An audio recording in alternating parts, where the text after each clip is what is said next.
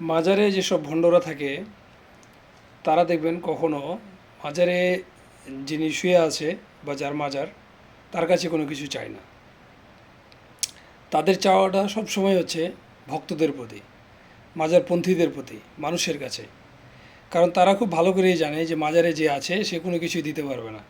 এবং মানুষ যদি সব কিছু দেওয়া বন্ধ করে দেয় মাজারে, মান্যত করা বা টাকা পয়সা দেওয়া বন্ধ করে দেয়, তাহলে তারাই সেখান থেকে পালিয়ে যাবে এবং নিজেরাই বলবে যে মাজারে যে আছে তার কোনো ক্ষমতা নেই।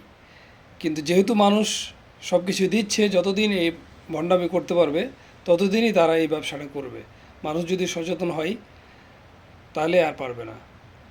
হ্যাঁ, এবং সব কিছু চাওয়া পূরণের জন্য, সব কিছু শোনার জন্য আল্লাহই যথেষ্ট, এবং আল্লাহই দিয়ে থাকে তাকেও, এবং তার যে পীর আছে কবরে শুয়ে আছে তাকেও, সবাইকে আল্লাহই দিয়ে থাকে।